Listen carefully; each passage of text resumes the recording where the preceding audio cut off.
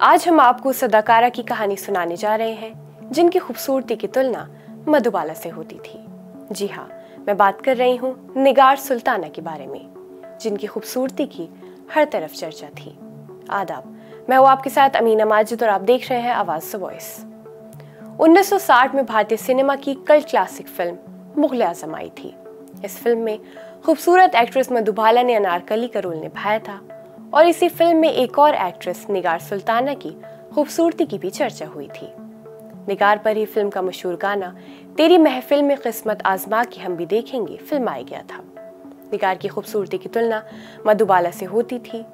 21 जून 1932 को हैदराबाद में जन्मी निगार सुल्ताना 5 भाई बहनों में सबसे छोटी थी। उनके पिता निजाम स्टेट आर्मी में मेजर थे। स्कूल के दिनों से ही निगार को एक्टिंग का शौक लग गया। 14 साल की उम्र में निगार ने अपनी फिल्मी सफर की शुरुआत करने के बाद पीछे मुड़कर नहीं देखा। सबसे पहले उन्हें रंगभूमि में मौका मिला, जो कि 1946 में रिलीज हुई थी। फिल्म तो खास कमाल नहीं दिखा सकी, लेकिन निगार ने हर किसी का ध्यान जरूर खींचा। निगार की खूबसूरती देख शोमैन राज कपूर ने 1948 में अपनी डेब्यू फिल्म आग में उन्हें रोल दिया। ये से उनकी किस्मत खुल गई। फिर उन्हें बाजार, पतंगा, शीश महल, दमन, मिर्जा गालिब जैसी कई बेहतरीन फिल्मों में काम करने का मौका मिला। फिल्मों में काम करने के बाद उन्हें निर्देशक SM यूसुफ से प्यार हो गया। आखिरकार उन्होंने शादी कर ली और उनका रिश्ता आगे बढ़ा। इस दौरान निगार को मशहूर बॉलीवुड निर्देशक के आसिफ की फिल्म मुग़ल आज़म का ऑफर मिला।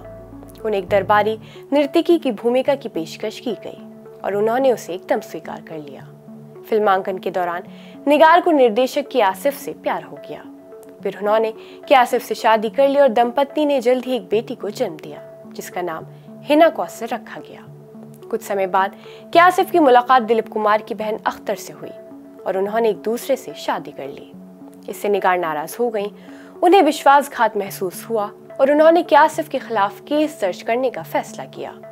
कोर्ट केस कई सालों तक चला, जिसने उन्हें फिल्मों से दूर कर लिया। 2000 में अभिनेत्री की तबीयत खराब हुई और उनका इंतकाल हो गया। रिपोर्ट्स के मुताबिक ये पाया गया कि निगार दिल टूटने से बहुत आहत थी, क्योंकि उन्हें बॉलीवुड में काम नहीं मिल रहा था।